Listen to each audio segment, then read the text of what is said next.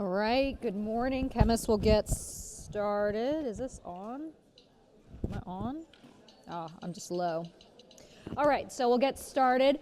Plan is for today is to finish up chapter 20 with about half the class time, and then the second half we'll do midterm 4 review with a packet that I've prepared, so you can go ahead and download that. So we'll get to that at the end of class as soon as we finish chapter 20. And as an announcement, my midterm 4 review session is tonight at 5:30 in this room on Zoom. I'm going to record it, all the same things. Yep. So hope to see you tonight. Okay, because our fourth midterm, the last midterm of the year, is this Friday. And then our final exam is to come up. And just to look ahead, I do plan on having a final exam review session. It's going to be on reading day because I think my first final is that 8 a.m. on Wednesday. So I just need to get it done before anyone starts finals. Because I know that you guys have your final on like Monday. Is it Monday? Yeah. But so I have to have it early, so sorry about that. But if anything, it helps you prepare of what concepts do you really need to review for that cumulative final exam plus the last half of these chapters that we'll go over. All right, so let's finish off all of the application of electrochemistry and some of the more interesting details. So we left off talking about batteries. Batteries, they are self-contained electrochemical cells. Technically, the little fan flag thing that was spinning up here, that was a battery. Although it was just all contained in a beaker that can easily like spill, technically it's a battery, where batteries are just spontaneous electrochemical cells. The only difference between that and a Duracell batteries, I mean, they're uniform in size, they're self-contained and portable and don't spill like a beaker does. So that's the big idea of these types of batteries. They are self-contained electrochemical reactions, where the big difference of the first two types that we're looking at here are primary cells and secondary cells. Primary cells, these are non-rechargeable. They're once and done. Once you spend that chemical reaction, there is no getting it back, even if I plug it back into a wall. So typically these are cheap. They're just made with cheap materials that you can readily throw away. Versus secondary cells are typically more expensive because of that whole rechargeable nature. You plug it back into the wall, you get your reactants back so you can do it again.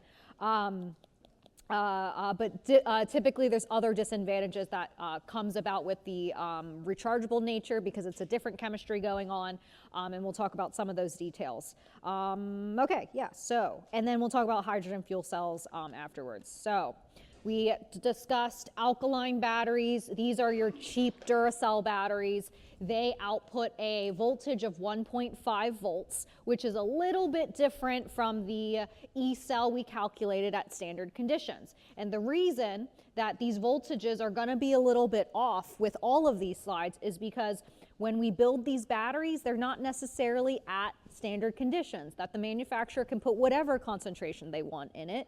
And so that's why the voltages will be a little bit different. So they follow the Nernst equation, not necessarily those standard reduction potentials, but they're close.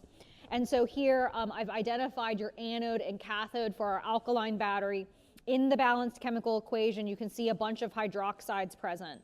So we can say that this redox reaction is occurring in not acidic conditions, but basic conditions. And that's why we call it an alkaline battery. So when you see a crusty, battery compartment in an old toy or old device, it's not technically battery acid, it's battery base that's leaking out. Still be careful with it and wash your hands, but it's battery base technically. Because that's our typical non-rechargeable alkaline batteries. It's what you find in like a clock. You only replace them once in a while. All right. Also, lead-acid batteries. These are the batteries that are in your vehicles that start over your spark plugs to start your engine. So in like conventional vehicles, not electric vehicles. We'll talk about that in a minute. But these lead-acid batteries utilize a anode and cathode that utilizes lead solid and lead sulfate. This is a very, very, very heavy battery in that one of these cells only produces about a 2 volts of potential. But if you look under the hood of your car and look at the battery that's in there, these are 12-volt batteries. But if you break open one of those lead acid batteries for our vehicles, what you'll actually find is not just one of these redox reactions happening, but actually 6 of them all wired in series to get that increased voltage in order that's necessary to start that spark plug to ignite, turn over your engine. So there's 6 of those cells inside one of those lead acid batteries. All right, so that's what we talked about last week. So let's continue on with our battery discussion of another type of rechargeable secondary battery, and this is nickel cadmium. So here, these batteries look very similar to our Duracell batteries in that they come in AA, AAA, those types of things. I think I just recently bought some nickel cadmium batteries off of Amazon, like some rechargeable ones for things around our house. And they're relatively inexpensive, but not as cheap as like Duracell batteries. But kind of the drawback with these rechargeable nickel cadmium batteries is that look at the voltage. It's only about a 1.2 volts. So we get a rechargeable battery, but now it's has a lower voltage output, which can cause some issues. So looking at the nickel cadmium, it has a 1.2 voltage versus the like nice Duracell batteries 1.5. So there is like a substantial difference. You'll find these batteries, if you don't just purchase them, in things like rechargeable solar lights. I just popped open a bunch of these solar lights to clean them out for the summer, and cleaned out those battery compartments and found a bunch of batteries that look like these like yellow ones. Those are nickel cadmium. If you look closely at the battery, that's what it says. And so it would make sense that these solar lights contain a secondary battery. It needs to have a battery source that can recharge during the day, and then, discharge during the nighttime when we want those lights on. So it's just a light that it's powering. So, a really, really high voltage isn't really necessary. So we can get by with a 1.2 volts. So it makes sense why nickel cadmium technology is used for things like low voltage things like just solar lights, just little LED lights. So that's something you might want to look around when you're looking at some of the electronic devices around you. So I said that this would be review. So here is the anode and the cathode. This is balanced in basic conditions as well. You can tell from all of the hydroxide present. We can calculate the cell potential at standard conditions as well, where we have cathode minus anode. So 0.49 minus negative 0.76. I think this is 1.25 volts, if I recall correctly. And so we see that this 1.25, tiny bit different than the manufacturers, again, because of standard conditions. We'd measure 1.25 if everything was 1 molarity, but packed inside a battery, not necessarily one molarity. So, in one of my solar lights, there's typically only just one little AA battery in there powering the whole thing.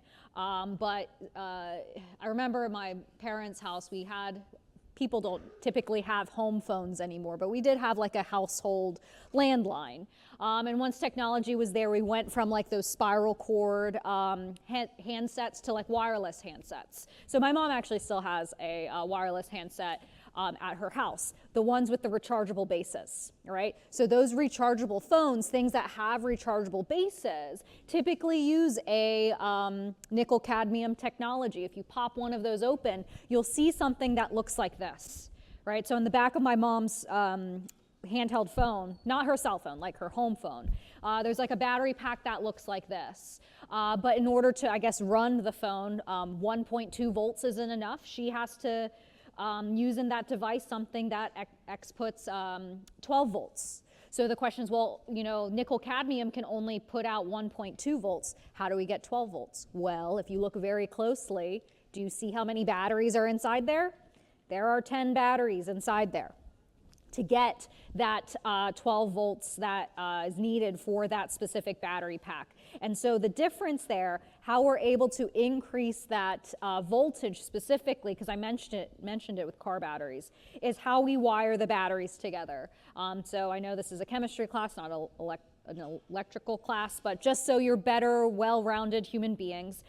Depending on how you wire batteries together, you can either increase your voltage or your capacity. If you wire things in series to one another, you increase your total voltage. So these 10 batteries, they are wired in series to up that voltage.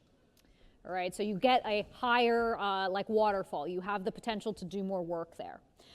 Versus wiring things in parallel, you have the same voltage, but instead you increase your capacity. How many electrons, how long can your battery run for at that lower voltage? So for example, so me and my husband, we bought a recreational vehicle, like one of those RV, the camper things, and I'm taking it out this weekend for my late birthday weekend. We're taking the RV out, and you know, we're millennials. We like to use our electrical devices and all of that, so we had to get a bigger battery for it.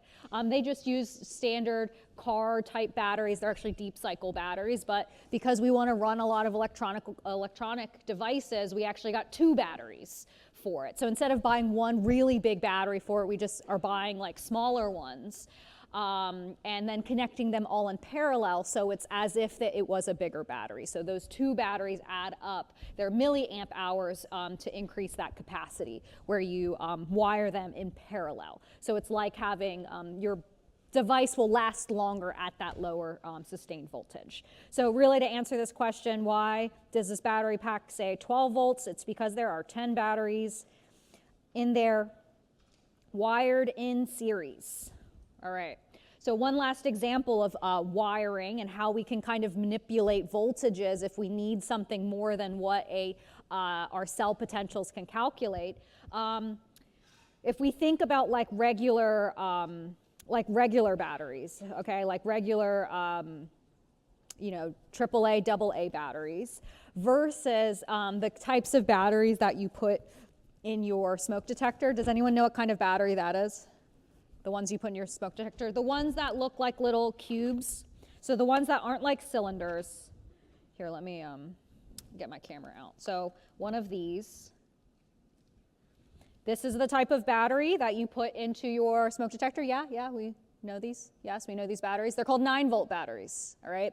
So these batteries, have you ever had the urge or had someone put bad influence on you and tell you to lick the end of a 9-volt battery? Yeah, you've heard that? So yeah, so on a 9-volt battery, this one's cut in half. Both the cathode and the anode are on the same side. So it's easy to just like give it a lick and complete that circuit, versus in like a regular, you know, AA, AAA, the cathode and anode are on the opposite sides, okay? You never thought about licking the end? No one's ever told you to do that? Because if it does, it gives you a 9-volt shock. Okay, so this battery is a 9-volt battery, but if we look at the regular alkaline batteries, they were what voltage? Look at the slides. I don't have the slides up. Someone tell me, what's a 9-volt or a regular alkaline battery? What's the voltage there? 1.5. So a regular AA battery, AAA battery has a 1.5 voltage. How does this, it's the same technology, it's an alkaline 9-volt battery, have 9 volts? Well, if you look on the inside of it, this one's split in half. Look at that. What's on the inside?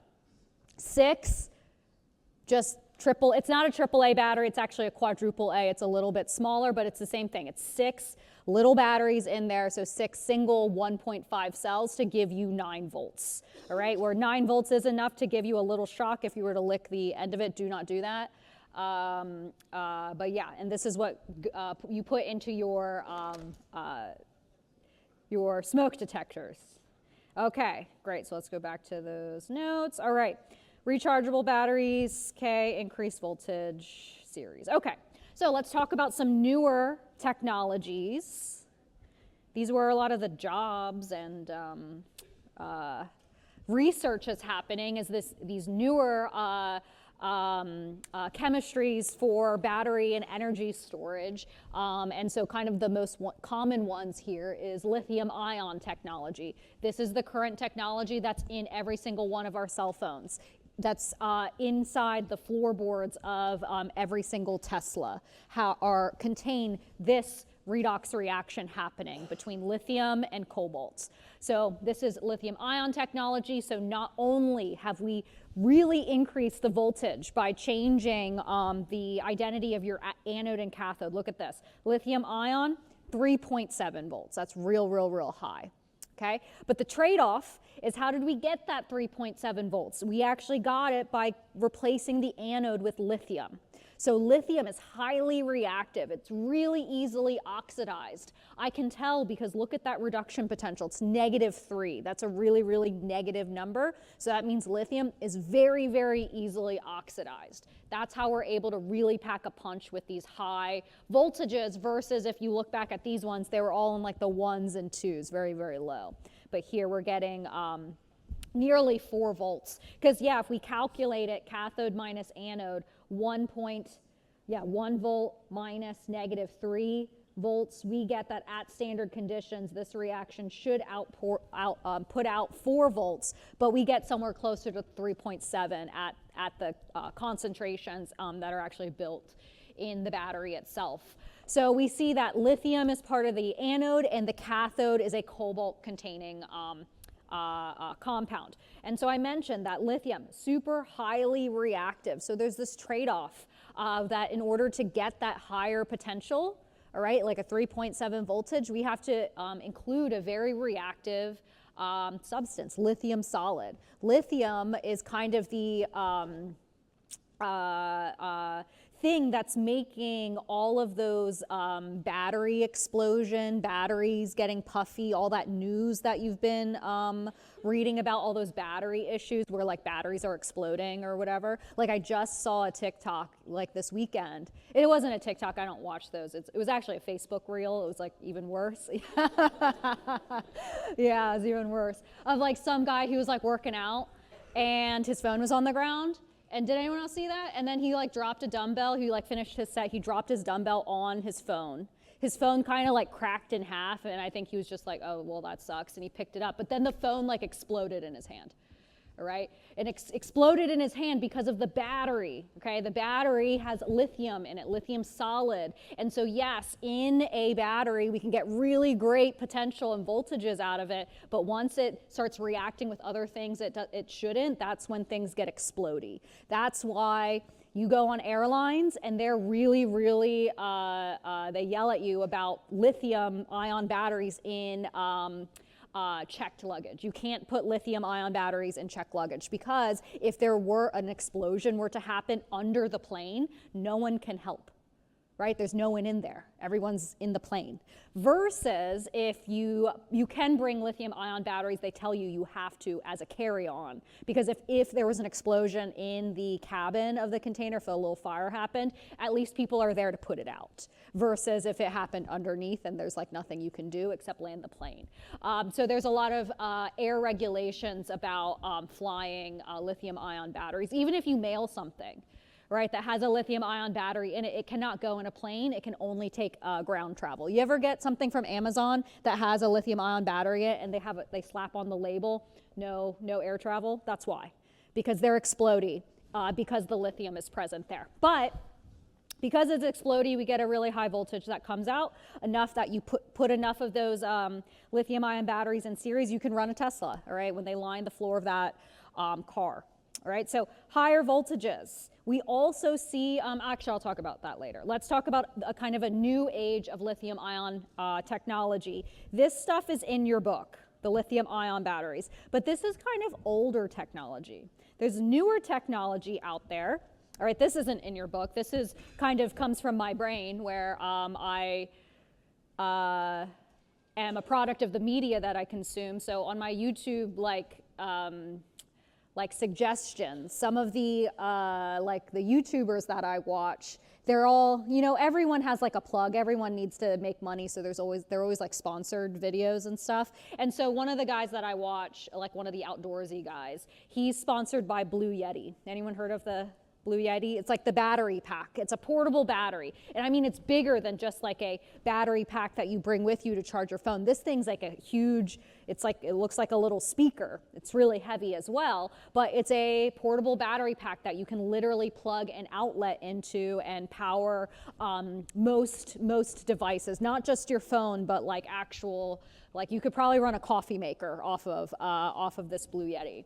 And so there's other brands out there, but Blue Yeti is kind of touted as one of the most rugged of all of them. So there's other brands like Jackery, EcoFlow, those things. I was looking into a battery, but I decided against it. But anyway, there's lots of brands out there. Blue Yeti seems to be the most rugged of all of them. I promise I'm not sponsored by them, but maybe they'll watch my YouTube video and sponsor me. But anyway, I looked into the chemistry of why Blue Yeti is considered more rugged. So I looked into it, and their technology is a little bit different. It's not lithium ion, it's actually lithium iron phosphate. It's a new phase of lithium ion battery technology that probably really became popular in the past 2 to 3 years. So let me point out the differences here that are kind of interesting. First, we see that it's still lithium technology. The voltage is still rather high. I couldn't find the reduction potential of the cathode. I'm estimating it's about 1, but if you calculate the cell potential at standard conditions, we will still get about 4 volts. So we see that the voltage is very similar for lithium iron phosphate. Really, what's only changing is the cathode. So if we look at the cathode between lithium iron phosphate and lithium ion, so this one's lithium ion up here, right? Let's compare that to the cathode in lithium iron phosphate. We see that our cathode goes from this cobalt-containing compound to an iron-containing compound. Cobalt, there's a lot of ethical concerns about mining cobalt. Cobalt's a lot harder to find versus iron. Iron is everywhere. It's the most abundant element on this planet. I mean, it's rust, okay? So changing out the cathode from cobalt to iron is helping with a lot of environmental concerns, sustainability concerns, just moving from a cobalt-containing cathode to a iron-containing cathode. So that's one kind of benefit of moving towards different technologies like lithium iron phosphate. The second interesting thing about this lithium iron phosphate technology, and that probably is what sets Blue Yeti apart from other battery manufacturers, is lithium iron phosphate has a different type of electrolyte.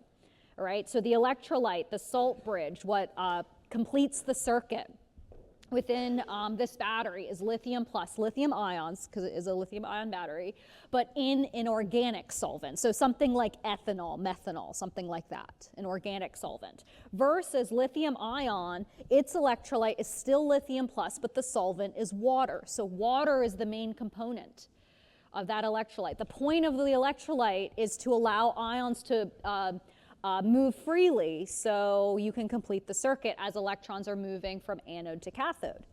So in lithium ion, the main solvent is water. Water is most abundant, but in lithium iron phosphate, it's an organic solvent.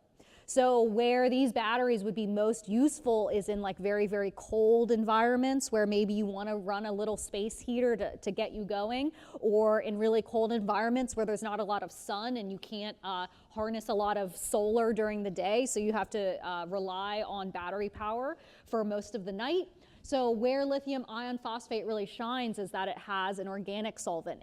Organic solvents typically have lower freezing points than water. So you remember on the news over the winter during those cold snaps, all those stranded Teslas on the sides of the roads because they couldn't get started, right? And so I think when I read about that, I think about the solvent. In lithium ion, it's water. Water freezes at 0 degrees Celsius. So what might have aided to all of those stranded Teslas is it got so cold, the electrolyte froze inside their batteries. And if the electrolyte froze, can ions freely move to, complete the circuit? No, so those batteries aren't going to work. And when that car is 100% battery powered, yeah, you won't get any juice from it. Versus lithium iron phosphate, the solvent is organic. So at 0 degrees Celsius, in theory, that this solvent should still be a liquid form and those ions still move freely. So that might aid to the fact that Blue Yeti is more of the kind of rugged battery types that's more useful in very, very cold environments because of that organic solvent. That was not, I didn't read about that on like the Blue Yeti website. That's just kind of what I inferred from reading about the technology that they used and how they were able to make claims that, hey, you know, our product works the best at very, very harsh, cold temperatures. It probably has to do with the freezing point of the solvent to keep all of those ions moving freely and the voltage going.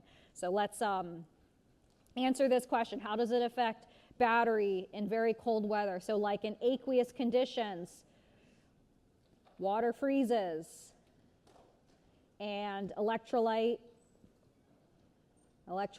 cannot move, and that's bad. Cannot move.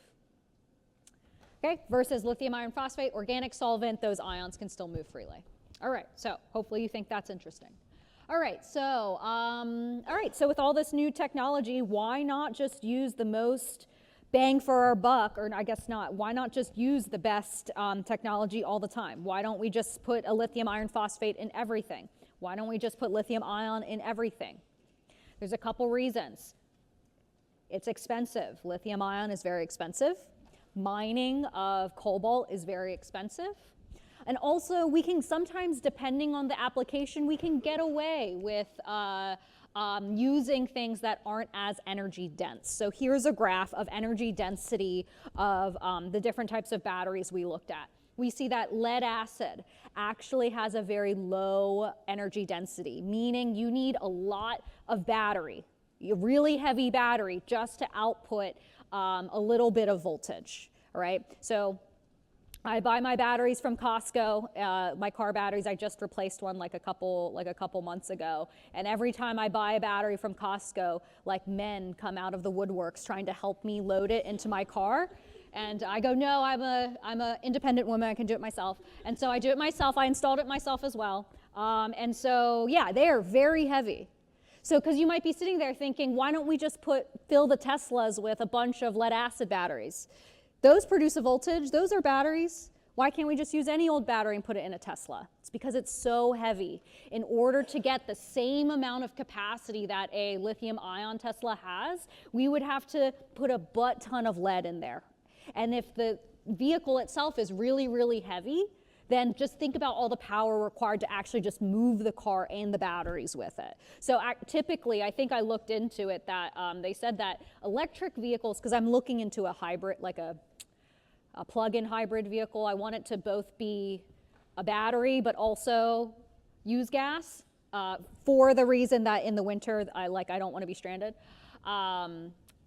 Vehicles with batteries in them typically handle better in snow because of all of the batteries that are lined across the floorboards of the vehicle add to the weight. And so electric vehicles are usually heavier than conventional vehicles, making them easier to handle in snow. So that's just my little anecdote. But anyway, thinking about the application, sometimes we can get away with, the poor quality batteries for certain applications. But in general, lithium ion gives you the best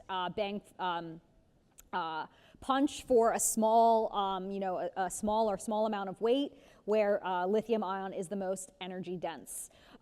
So I mentioned price as well. That's also another concern. These numbers are old. I think these are 2 years old. So keep that in mind. But the trends are there. We see that the alkaline batteries, but remember, these are primary batteries. They're not rechargeable. But these ones are all secondary batteries. They are rechargeable, secondary. That those alkaline batteries are much cheaper. Same thing with lead acid. Those are the most commonly batteries that you use every day. They're the cheapest. Versus the rechargeable types, the nickel cadmium, nickel metal hydride is also a common one. Lithium ion, much more expensive, mainly due to the materials and manufacturing. Contrast this to if I just plugged in a plug straight into the outlet and calculated how much do I pay per kilowatt hour of energy that's produced. I pay pennies for every kilowatt hour right? This number is a little old, so maybe multiply it by 2, but whatever. Versus in a battery, the convenience with a battery is that it's contained. I can take that battery wherever, but with AEP, I am limited by where are their outlets connected to the entire grid. So here, you're paying much less for energy when it's not portable. Versus in our batteries, we're paying for that convenience. So keep that in mind.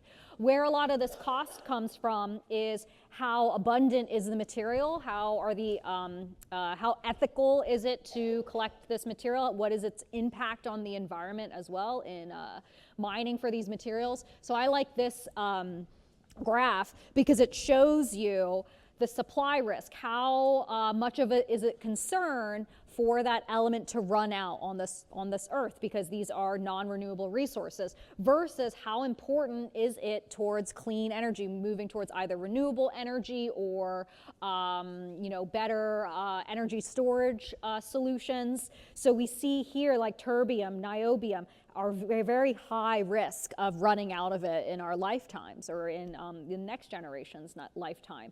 But they're also very, very important in our current technologies that we're using. So there's a lot of push and research being done to think, okay, how can we take these elements, I guess, processes these elements are involved in and replace them with elements that are not at supply risk. Make these ones important, because these are the elements like nickel, whatever, are not at a supply risk because they're just so abundant out there. So right now, lithium is also a concern because mining lithium is a chore, and there's only certain places on the earth that you can mine lithium. After my 8 a.m. class this morning, a student came up to me and they're like, my brother is in a battery job and they are looking into replacing the anode in lithium ion batteries, because I mentioned to you that when I looked at these two lithium technologies going from lithium ion to lithium iron phosphate, the cathode changed to something kind of more environmentally friendly, iron, right? That's everywhere, okay? Take cobalt to iron. So it's the next logical step is to think, oh, if I changed cobalt to iron, if I changed the cathode, why not change the anode next? And that's basically what that student's brother was doing, is that they're looking, instead of using lithium, using sodium instead. Does it make sense why they would look at sodium? Yes, it's in the same group. And so that's kind of the progress of chemical knowledge and advancement and technology is okay, like we have this technology, it's really great, but let's improve on it, improve its sustainability, its impact on the environment, but still make it really useful to us. So yeah, the next stage is let's replace that lithium with something more abundant. All right, so that's batteries. I hope you think that's interesting. Yes, okay, so let's talk about the weird one now, and that's hydrogen fuel cells. It's not a battery, but it does utilize a redox reaction to generate a voltage, and then that we can harness and use to do like mechanical work for us. So there are some vehicles out there that utilize hydrogen fuel cells in order to drive them. And so a hydrogen fuel cell is made up of two half reactions. So here at the anode, we have hydrogen, at the cathode, oxygen. So if you calculate your overall cell potential, cathode minus anode, it's 1.23, and that's because the anode is just 0. But if we look here and look at the overall reaction that's happening, you'll see something interesting come out. So it looks like electrons cancel, H pluses cancel, and so when you add the anode and cathode reactions up, you get something that looks familiar. H2 gas plus O2 gas equals water. Have you seen that reaction before? You have. That reaction is actually the hydrogen balloon reaction, right? I've showed that demo, 10 times this year or something? Okay, so that is the same reaction that's happening in hydrogen fuel cell vehicles. But here's the thing, do we want our vehicles to blow up? No, we don't. So these vehicles, these hydrogen fuel cells vehicles, they are doing this reaction under milder conditions, and they aren't using combustion at all. It's the same reaction, but we're utilizing it differently. We're utilizing the electrochemical nature of it. When we do the hydrogen balloon experiment, we do the entire reaction instantaneously, right, in an instant. All right, that the rate constant super, super fast, you blink and it's done. Versus our hydrogen fuel cell, it happens a lot more slowly. We're utilizing the potential difference between the anode and cathode to produce work instead of the exothermic and work that's utilized in the actual combustion nature of it. Right? So hydrogen fuel cell is different. We're utilizing redox reactions. But I want to still compare the two. Because both of them are current technologies that are used today, but I want you to make sure that that you understand there's a difference. Because when someone says hydrogen fuel cell like a vehicle, if they say like hydrogen vehicle or whatever, they're most likely talking about hydrogen fuel cells. But there are hydrogen internal combustion engine vehicles out there, typically for semi-trailer or tractor trailers out there. So you can think of a hydrogen fuel cell is one, different than a battery, and I forgot to mention this, because you have to continually supply hydrogen. So you have to gas up your vehicle with hydrogen gas, with which one isn't very easy to do. Like when we gas up our car, we're putting a liquid into a gas tank. But to put gas into a car, like literally a gas, is a little bit more difficult than working with a liquid. So you supply the hydrogen, and then I'm pretty sure they just take oxygen from the air. I'm pretty sure. So in these two types of vehicles, internal combustion engine versus hydrogen fuel cell, completely different technologies that are happening. Internal combustion engine is really no different than a regular car. You can think like this is basically a regular car. That instead of putting gasoline in it, you put hydrogen gas in it to make products. But the nice thing about both of these types of vehicles, they both utilize the same reaction just under different conditions. And so this reaction, what is the only product? Water. Is that a good thing or a bad thing to have come out your tailpipe? That's a good thing, because what's the alternative? CO2, NOx gas, SOx gas, a bunch of bad things. So that's why there's kind of this push towards this would be a zero emissions vehicle, because the only emission is water in both of them, whether it's combustion or a redox reaction. So here, the internal combustion engine cars, really it's just a regular car where the hydrogen reaction, combustion reaction moves the pistons and the cylinders in your engine. The maximum efficiency is 40%. It's really no different than a four-stroke cylinder engine. Versus what we're talking about now is the hydrogen fuel cell, where we are utilizing the redox potential of hydrogen reacting with oxygen. It's completely different. There's no combustion happening, but we're still converting hydrogen and oxygen to water molecules instead, so still zero emissions. Each of these reactions we calculated has a 1.2 voltage, but we can wire them in series to up that voltage if we need to. But the nice thing about these hydrogen fuel cell vehicles is that it is 2 times more efficient than internal combustion engines. So that's why there's this push towards the redox capability of the hydrogen oxygen reaction versus combustion, because combustion just isn't as efficient, because a lot of that energy is lost by heat. But in a proton exchange membrane with our hydrogen fuel cell, there's very little energy lost to heat. All of that energy is going towards that potential that's generated. So when you're on the street or with friends and they talk about hydrogen vehicles, they're most likely talking about hydrogen fuel cells. Hydrogen internal combustion engines just aren't very common, but I want you to be aware that we can harness the energy of the hydrogen oxygen to water reaction multiple different ways, with either combustion, which we've seen a lot, or with redox under hydrogen fuel cells. Okay, so cars. I love me some cars. So when we, every time I teach about catalysts and stuff, I showed this slide before in chapter 14. Every year I have students come up to me and they're like, Dr. and we talked about catalysts. I took out the catalyst in my car, so my car would rev louder. And I'm like, but you know the purpose of the catalyst, right? It's to lower the activation energy so we don't, have noxious fumes come off our tailpipe. And they go, yeah, I know, but now my car is loud. And I kind of shake my head a little bit. So I wanted to show about the chemistry behind the purpose of the catalytic converter and how it utilizes redox reactions so you don't remove the catalyst out of your car on purpose just to make it go louder. There's a purpose in that we improve or don't deteriorate the air quality around us, because catalytic converters weren't really required and the emission testing wasn't as strict until recently. If you went into any city in like the 70s or 80s, any like highly populated place, you would see a thick fog everywhere. And that fog or smog came from the emissions of cars because they just didn't have the regulations. But nowadays, on a day like this, even in Columbus, it's still relatively clear because of the strict emissions testing.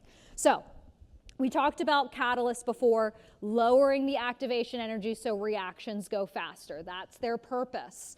But how does a catalytic converter do that? What activation energy is it lowering? Catalytic converters facilitate electron transfer. On a catalytic converter in the exhaust pipe of your car, 3 different reactions actually occur. Some of them are reduction reactions and some of them are oxidation reactions.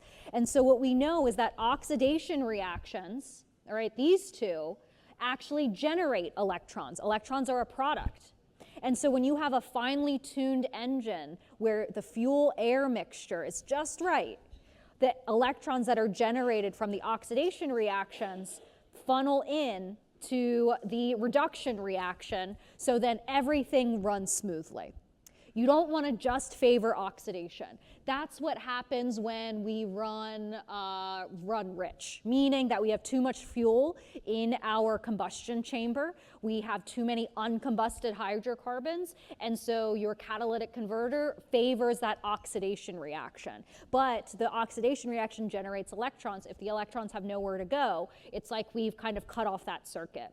So that's why we want to not only not run rich, we also don't want to run lean, because that favors the other side of the reaction, reduction. We actually want to be somewhere in between, so all 3 of these reactions run at the same time.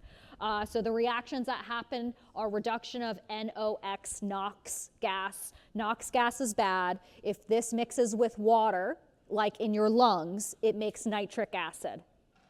Actually, so me and my partner, we're doing errands around somewhere on like Sunday or something, and we had the windows down, and someone rolled coal on us with the windows down. I don't know, it was like a nice day, and there was a huge black plume of smoke that came out from, do you know what roll coal means? Yeah, big black plume of smoke. So from a diesel engine vehicle, big black plume of smoke, and it went into our windows. It was such a nice day out. And then my husband, he had just come from mountain biking, so he was like breathing heavy because he was like just working out. And so he took a really deep breath of it by accident. I was holding my breath, but I was just driving. He was just done working out, and so he did a really deep breath of it and like literally could not stop coughing for the rest of the day, probably because all of those bad gases went on to make nitric acid, sulfuric acid, phosphoric acid inside his lungs. He got so mad, he was like ready to call like the police department and like tell them that there's some like stupid person rolling coal in this tiny neighborhood, but I was like, we don't have their license plate, we don't have anything other than that it's like a big truck. But he was very, very mad about that, and so that's kind of the things we're trying to prevent by having a catalytic converter, is preventing all of those gases from coming out and combining with our lung tissue and causing issues down the road. Yeah, so he was like coughing all day, because NOx contributes to smog, acid rain, and water quality, because when it mixes with water, it becomes nitric acid, a strong acid, versus uncombusted hydrocarbons and CO also contributes to smog, air quality, and birth defects. Those are all bad things. But in a catalytic converter, when it's optimally tuned, we see that NOx becomes nitrogen and oxygen. Are those 2 things bad? No, those are like in the air normally already.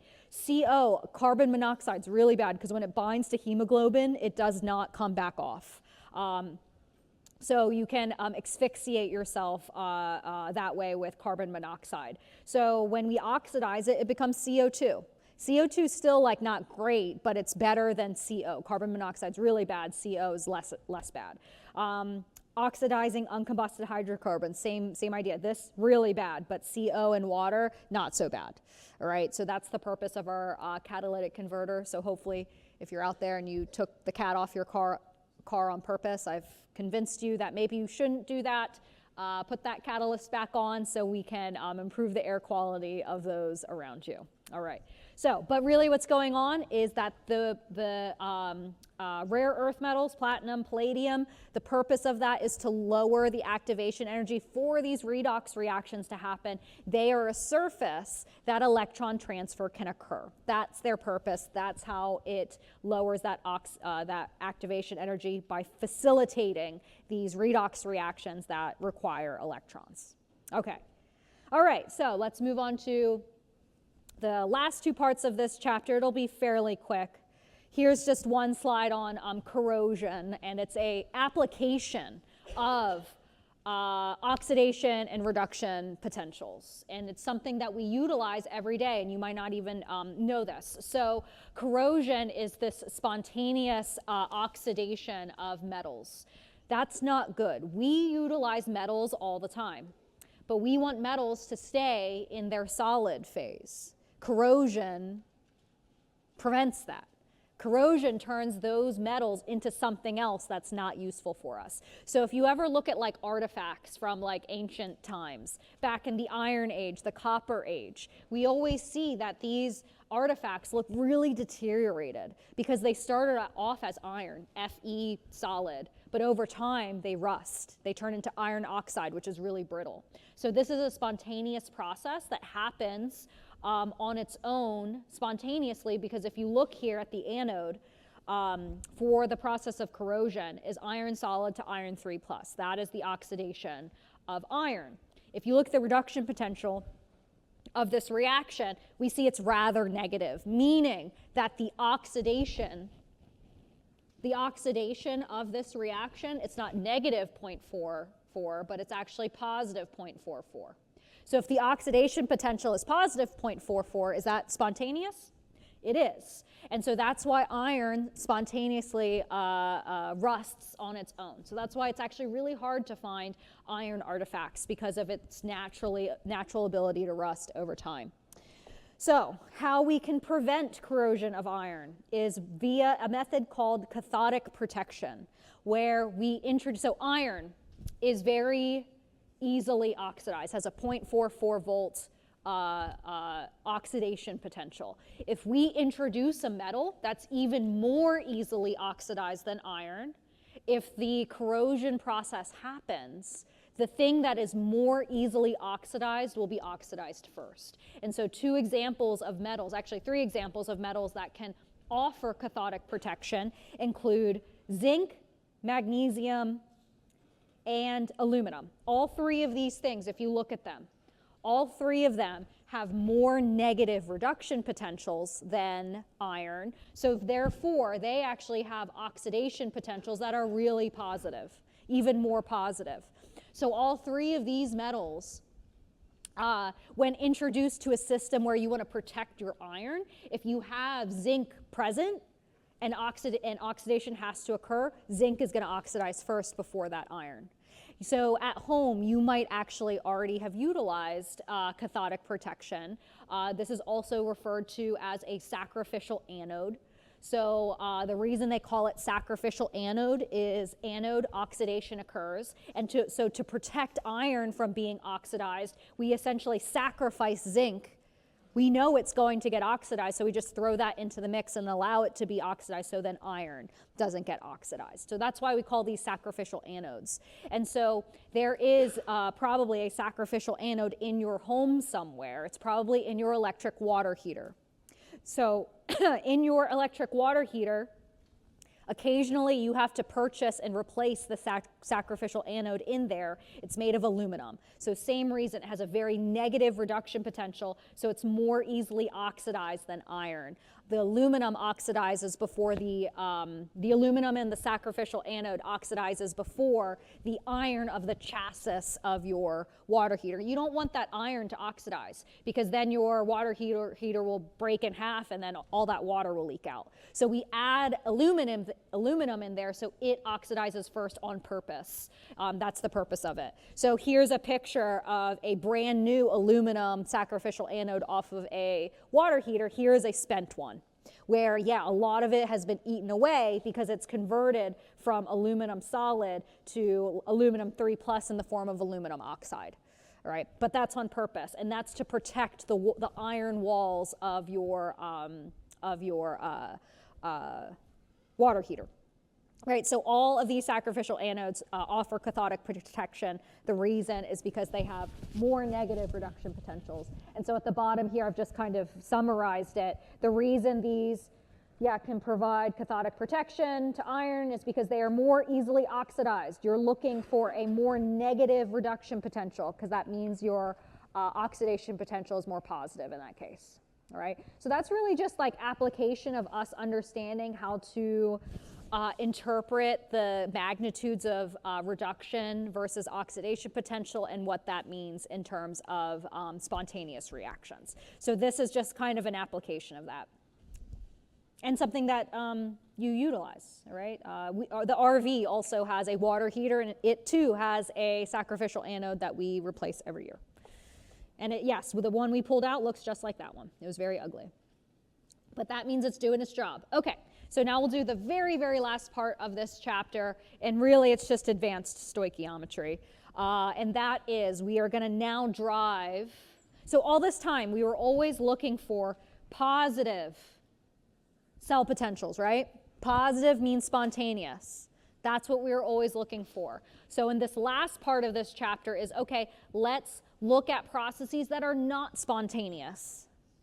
And let's force them to be spontaneous by plugging them into a wall, by supplying the electrons. Because the idea of a spontaneous redox reaction is you mix the things together, the electrons flow automatically anode to cathode. But for a non-spontaneous reaction, we can force that reaction in the forward direction by just supplying the electrons from an outlet instead.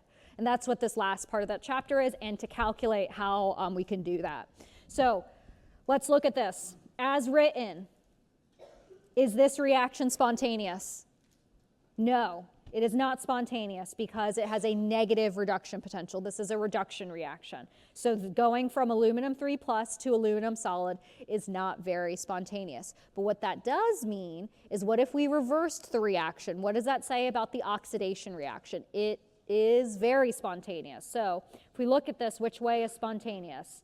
The reverse direction, because this has a oxidation potential of positive 1.66, but the reduction potential is what's given, and it's negative 1.66. All right, so the reason I show aluminum is because aluminum is interesting. It's a metal that we commonly use all the time, like in this day and age. But 100 years ago, aluminum was as expensive and rare as silver and gold. Did you know that? Yeah, so if you think about like the different ages, they had like the Stone Age, the like Bronze Age, yeah, the Iron Age, right? And there's like this development of different materials that they used for like machining or whatever. And I don't know, maybe we're in the aluminum age now. I don't know, maybe.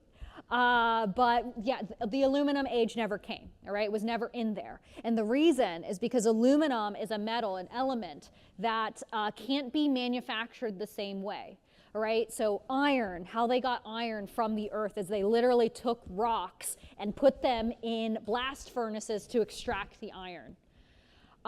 Same thing with copper. You took ores that weren't necessarily copper solid, but it might have been like some type of copper oxide or copper salt. Put them in a blast furnace, you extract pure copper, all right? You can't do that with aluminum. You put aluminum oxide, which is what occurs naturally on Earth, put that in a blast furnace, nothing happens. So that's why they weren't able to, that's why aluminum was as rare as gold and silver, because they just couldn't make it until electrolysis. Right? So this is how we were able to utilize and finally get aluminum solid. So just to really to drive home how expensive and rare aluminum was up until, you know, our and your parents' lifetime, is that the Washington Memorial, which was built in 1884, they wanted to showcase this marvel of like a, you know, object or statue or whatever, and they wanted to top it with the most expensive thing out there, and so they chose to top the tip of the Washington Memorial with 6 pounds of aluminum. The same aluminum you buy in a roll from Target, okay? And the reason is because, again, it was so hard to manufacture and make back then because they didn't understand electrochemistry back then. So here's the price fluctuation of aluminum with time. So you see, yeah, very, very expensive pre like 1920s, but then nowadays it's very, very cheap. So cheap that we wrap leftover food in aluminum foil, but it's also topped at the top of the Washington Monument.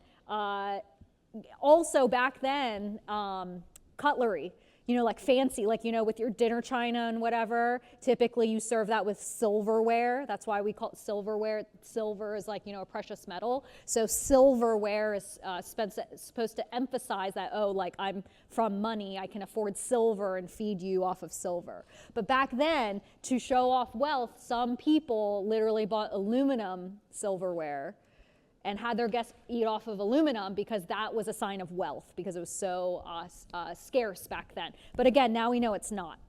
And the reason is because of electrochemistry. They finally figured out, oh, if I force this reaction to go backwards via electrolysis, then I can, go this way, so go forward. Force the reaction forward to turn aluminum 3+ to aluminum solid. Force it with electricity. That's how I can make aluminum solid. And that's why it's cheap now, because we utilized electrolysis. So that's my story about aluminum. There's its redemption arc. And so now we'll just do the math here, and it's not that bad. There's basically just 2 new conversions you need to add to your repertoire. Everything else is really review.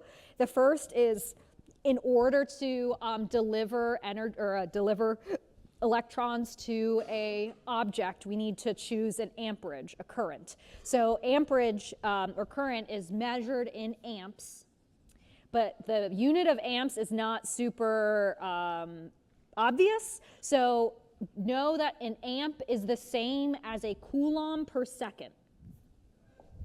It's the same as a coulomb per second. It's like a electron speed. But we can't count electrons, but we can count coulombs. So we can track how much charge is transferring per second. So that means if I tell you something is 5 amps, what does that mean? We transfer 5 coulombs per every 1 second. There you go. There's your conversion factor. That's what you can use for dimensional analysis coming up. The second thing that you're going to use is Faraday's constant. But you're going to use Faraday's constant as a conversion factor. So remember, this is Faraday's constant, 96485 coulombs per mole of electrons. So I like to rewrite all my conversions as equality so I can clearly see what I can manipulate in my fractions. So what Faraday means is that there's 96,485 coulombs delivered in 1 mole of electrons. I can't count electrons, but I can count or measure charge. So if I move 1 mole of electrons, I should see a charge difference of 96,000.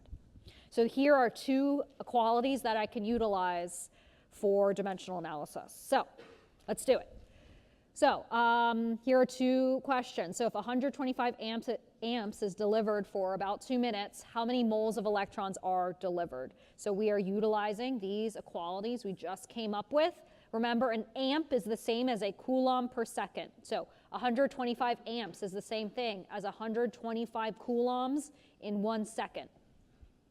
So if I start with 120 seconds, I can take that amperage and put 1 second on the bottom, 125 coulombs up top. Perfect.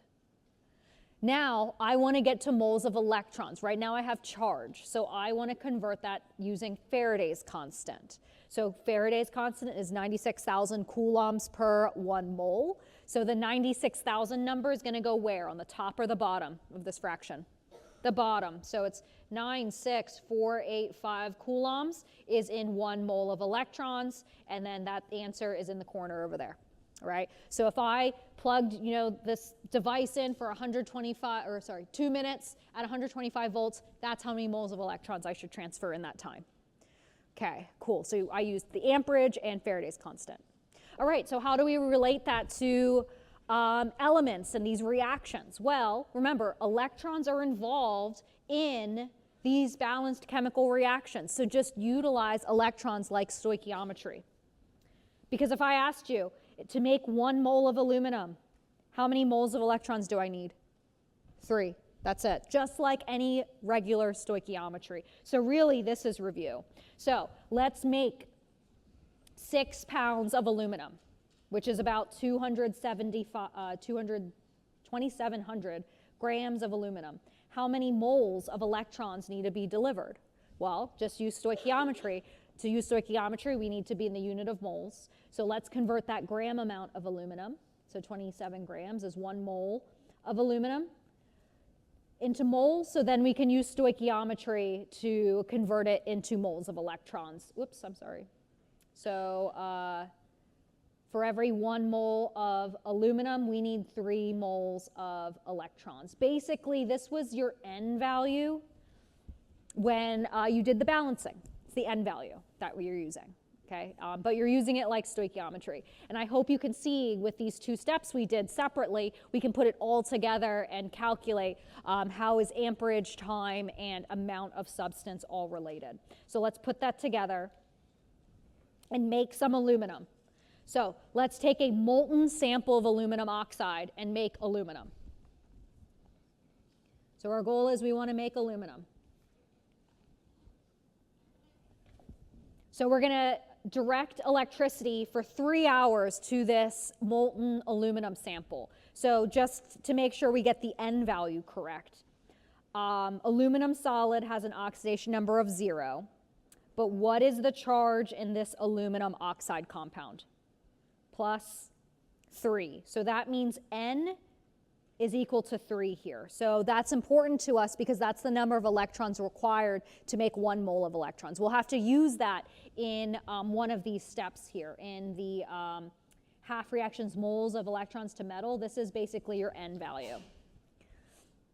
So we're going to just put it all together. We've already done all of these steps separately. So I'm going to start with the time that's given. So in this case, it's 3 hours.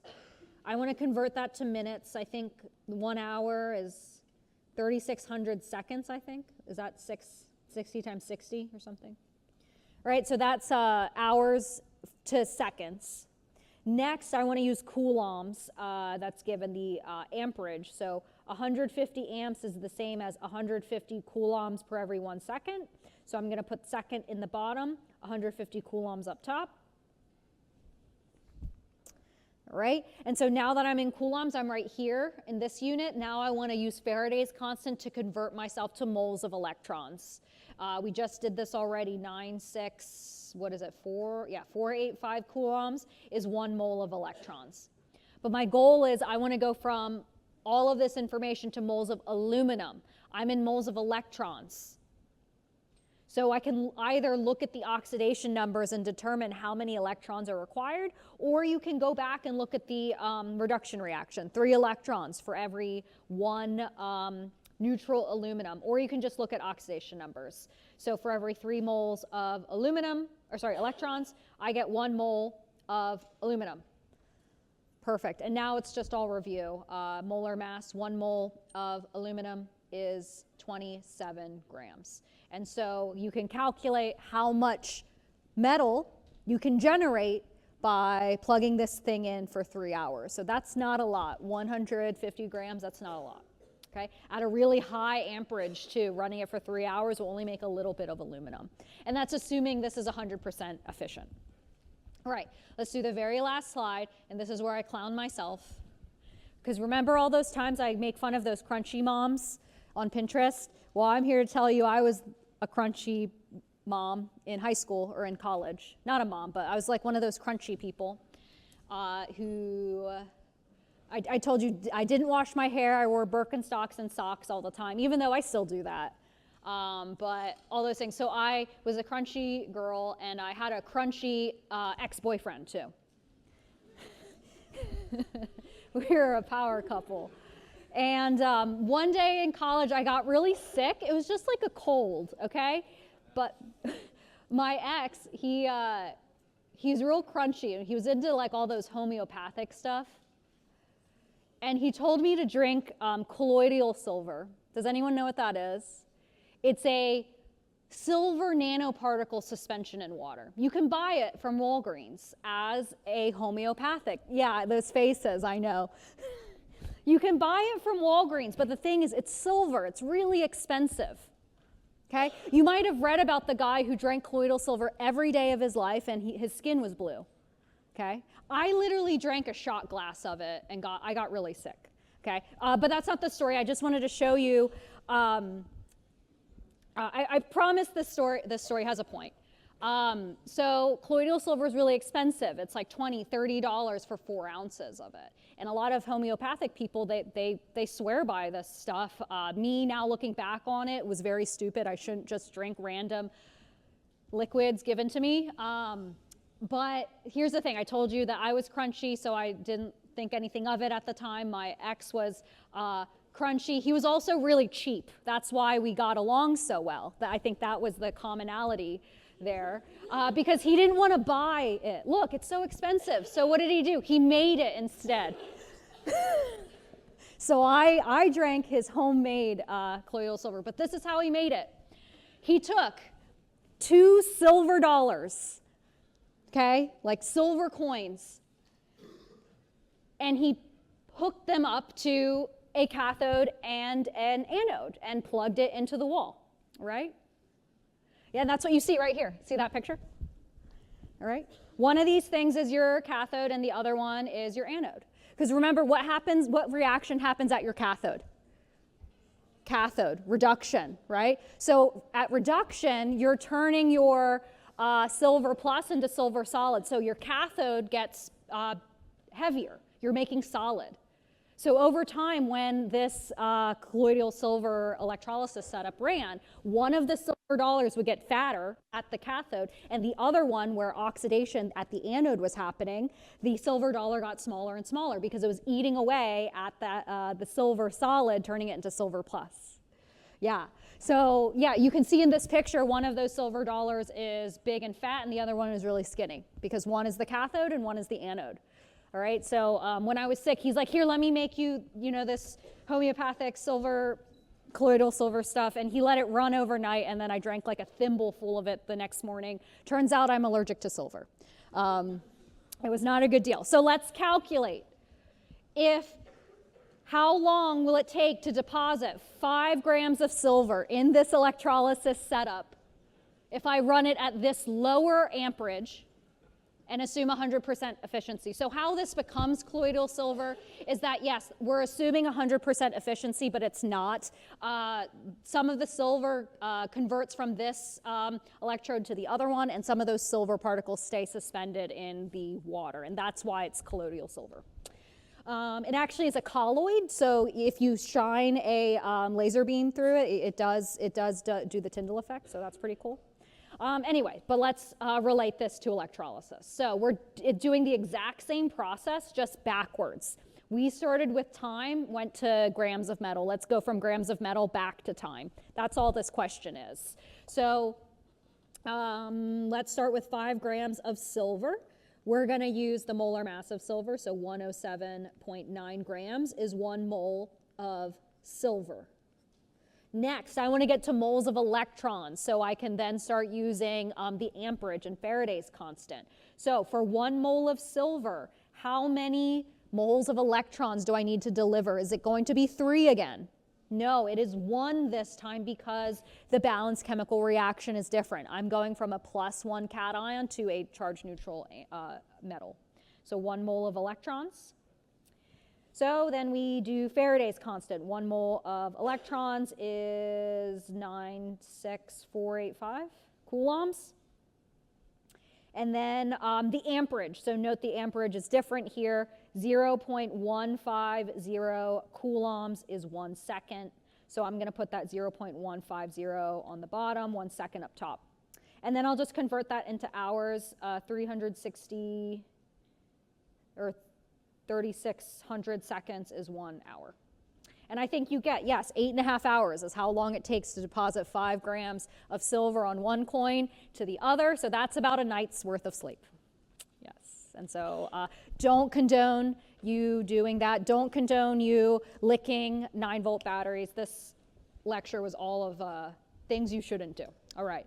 So, so my ex usually used those silver dollars to do this electrolysis setup to make colloidal silver, but you can also buy one already. This is like $500, I think. I Googled it, and so it's the same exact thing. It's an electrolysis setup with 2 silver electrodes, and you literally just plug it into the wall. You'll see one electrode get bigger and the other one gets smaller, and then what's left behind is that colloidal silver stuff. But again, it turned that one guy's skin blue, and I think he died very early on in life. I only drank a thimbleful of it, so yeah, okay. All right, so that's the end of chapter 20. So that means Chapter 20, Part 2, homework is due on Monday, but it's rather short. It's just these last battery and electrolysis questions. All right. Okay, so we got 10 minutes left. We'll start some of the review packet, and then we'll spend most of the time on Thursday doing review for midterm 4. So, packet. So if you haven't grabbed it yet, oh, come on. Go to that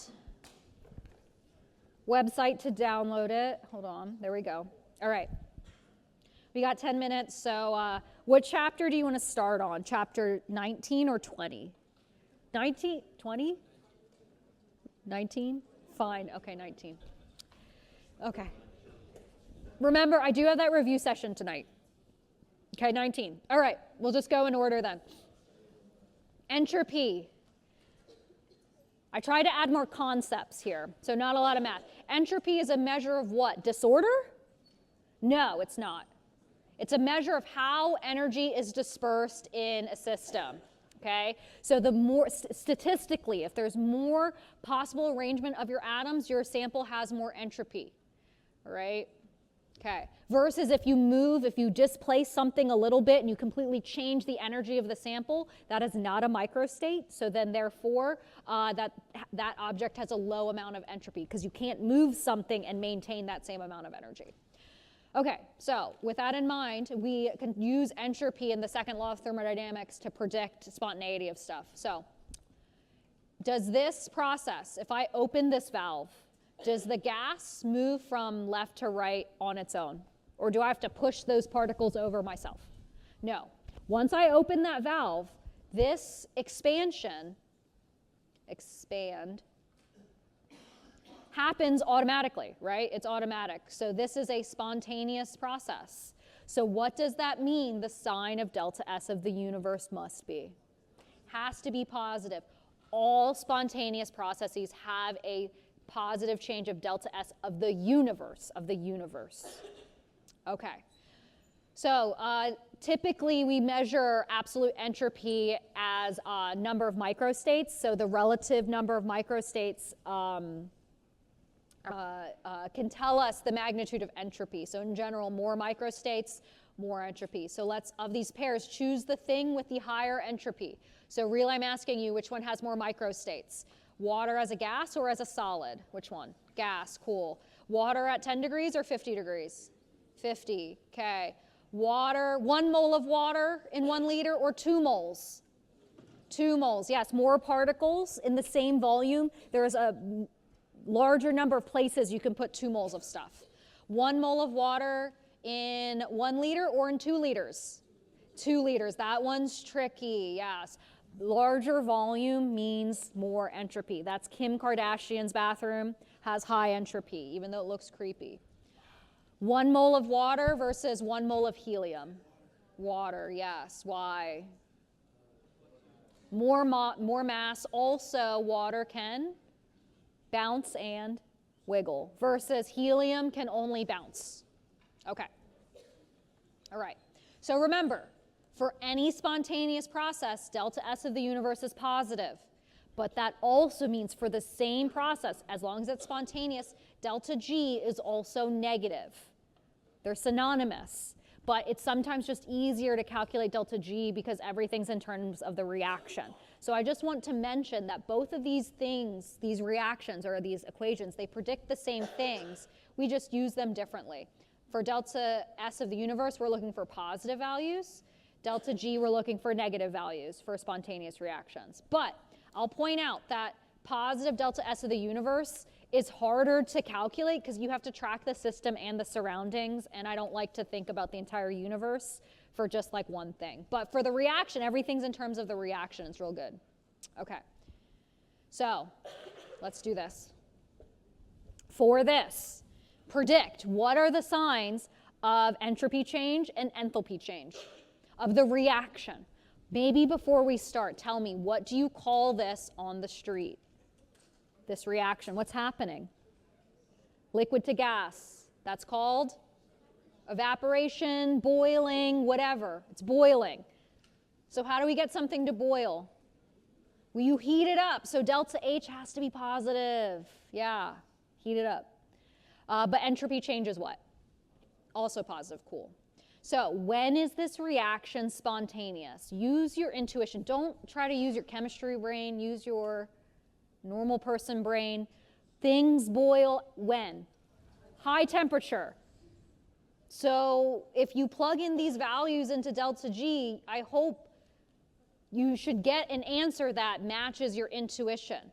We just got that delta H is positive and entropy is positive. So when T is small, delta G is positive. So the reaction doesn't happen at low temperatures, but it does at high temperatures because you make temperature big enough, now you're subtracting a big positive number, delta G becomes negative, so therefore this reaction is only spontaneous at high temperatures. So you just concluded that stuff boils at high temperature. Is there anything wrong with my statement? No. So then when I know I clown on my 1250 students all the time, but they just had an exam on this, and I got a lot of people saying, this reaction is never spontaneous. Or they write, this reaction is always spontaneous. And so what you're trying to say is that this thing boils all the time. So I want to make sure that you think about the answers you're giving and not only using your chemistry brain, but your just regular intuition, human brain. Okay, what about this? What do we call this on the street? The opposite of boiling, yeah, condensation. So it's the opposite, it's just the reverse reaction. So what should the signs be? Just negative. Yeah, delta S is negative because we're going gas to liquid, but this one's tricky. It's easy to know when I have to add heat to something, but since this is the reverse of boiling, its delta H is also negative. Okay, but it's the reverse reaction, so the sign should change. But the thing is, we're doing the same thing. When is this reaction spontaneous? Low temperature, but we're doing the same process. Delta H is negative, T delta S is negative. When T is small, delta G is negative, but when T is big, delta G becomes positive. So this reaction is only spontaneous at when? Low temperature, very good. Again, you're looking for negative delta G values. Okay, okay, so then that means at low temperature, this reaction will have what sign of delta S of the universe? Positive. How did you know that? Did you calculate it? I didn't give you any numbers. No, you don't have to calculate it because as long as you know delta G of the reaction is negative, delta S of the universe has to be positive. Yes, very good. Okay. Okay, let's just stop right there. Okay, so I'll have my office hours right now. See you at the review session. We'll continue on with this packet on Thursday.